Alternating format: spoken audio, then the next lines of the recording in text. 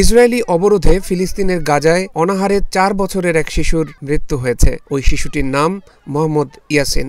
সংবাদ মাধ্যম আল জাজিরার প্রতিবেদনে এ তথ্য জানা গেছে। এই ঈদে জামা জুতো অ্যাকসেসরিজের ডিসকাউন্ট।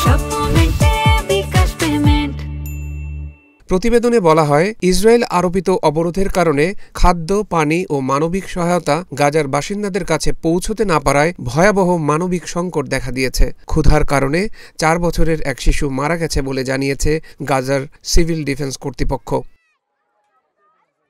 গাজার স্বাস্থ্য কর্তৃপক্ষ জানিয়েছে, ক্ষুধা বা অনাহারের কারণে মোহাম্মদ ইয়াসিনের মৃত্যু এই ধরনের ৫৮তম ঘটনা। ইসরায়েলের অবরোধ শুরু হওয়ার পর থেকে গাজায় অনাহারে এখন পর্যন্ত ৫৮ জন ফিলিস্তিনির মৃত্যু হয়েছে। কর্মকর্তারা বলছেন, গত বুধবার থেকে ইসরায়েল গাজায় মাত্র ১০০টি ত্রাণবাহী ট্রাক ঢুকতে দিয়েছে, যা ভূখণ্ডটির ২০ লাখ মানুষকে সাহায্য করার জন্য প্রয়োজনীয় পরিমাণের কাছাকাছিও নয়।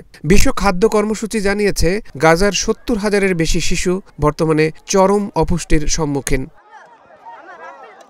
জাতিসংঘ ও বিভিন্ন আন্তর্জাতিক সংস্থা আগেই সতর্ক করেছিল, গাজা চরম মানবিক বিপর্যয়ের মুখে রয়েছে। প্রয়োজনীয় ত্রাণ সহায়তা পৌঁছাতে না পারায় পরিস্থিতি আরও ভয়াবহ হয়ে উঠছে। এদিকে গাজায় ইসরায়েলি হামলা থামছেই না।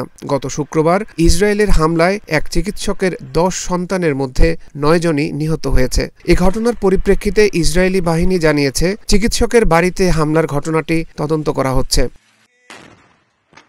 গাজায় নতুন করে হামলা জোরদারের পর এ পর্যন্ত কয়েক হাজার ফিলিস্তিনি প্রাণ হারিয়েছেন। আর ২০২৩ সালের অক্টোবর থেকে ইসরায়েলি আগ্রাসনে গাজায় মোট নিহতের সংখ্যা প্রায় ৫৪,০০০।